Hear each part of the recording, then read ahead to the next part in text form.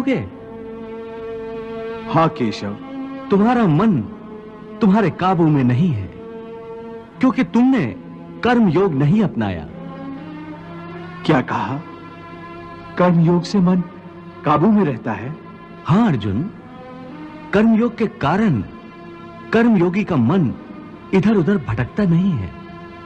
कर्मयोगी की बुद्धि स्थिर हो जाती है। जिस प्रकार पत्थर के एक मजबूत चट्टान को नदी की तूफानी लहरें भी विचलित नहीं कर सकती, अथवा बहुत बड़ा जल प्रपात भी जिस पत्थर को नहीं तोड़ सकता, उसी प्रकार कर्मयोगी का मन भी न बाढ़ से विचलित हो सकता है और न भावनाओं के वेग से खंडित हो सकता है। हे पार्थ, इसलिए तुम निष्काम कर्मयोग की साधना करो।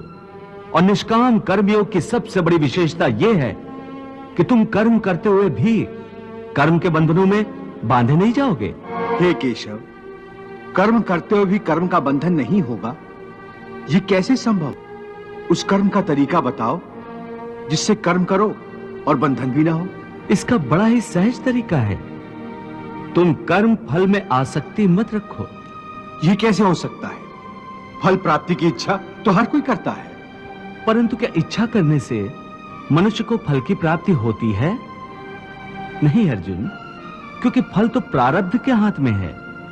और जो भी मनुष्य फल प्राप्ति की इच्छा करता है, उसका मन फल के बारे में सोचकर अपने कर्म और कर्तव्य से विचलित हो जाता है और उसे वो फल प्राप्त नहीं होता जिसकी उसने इच्छा की थी।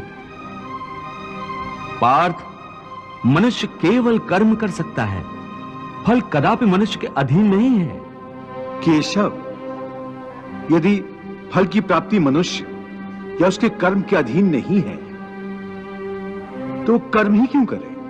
क्योंकि मनुष्य का धर्म है अपने कर्तव्य का पालन करना। इस कर्तव्य पालन के लिए आवश्यक कर्म करना। परंतु हे केशव, फल प्राप्ति की कामना छोड़ने पर मनुष्य में कर्म करने की प्रवृत्ति उत्पन्न कैसे होगी?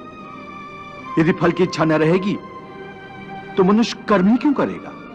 हे अर्जुन, जो साधारण मनुष्य फल की इच्छा से ही कर्म में प्रवृत्त होते हैं, वो सुख दुख आदि के चक्र में फंस जाते हैं। उनकी मन शांति नष्ट हो जाती है।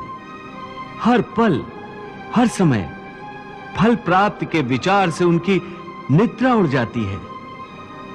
हे पार्थ, तुम दुर्योधन और उसके भाई को ही देखो। बचपन से ही दुर्योधन, शकुनी और दुशासन आदि ने हस्तिनापुर के सिंहासन को प्राप्त करने के लिए कितने अधर्म किए, याद है ना तुम्हें? उन्होंने जब भीम भैया को पानी में फेंक दिया था और वो घटना भी याद होगी जब इन्हीं कौरवों ने तुम सब पांडवों को लाक्षागृह में जलाकर मार डालने की चाल रची थी।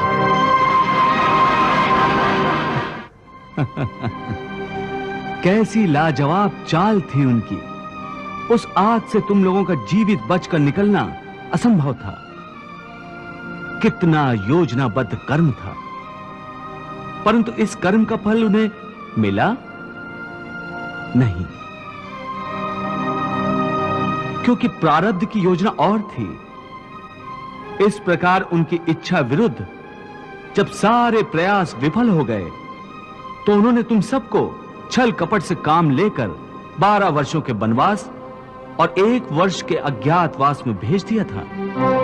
परंतु बार बार प्रयास करने के बाद भी कौरवों को उनकी इच्छा अनुसार फल प्राप्त नहीं हुआ।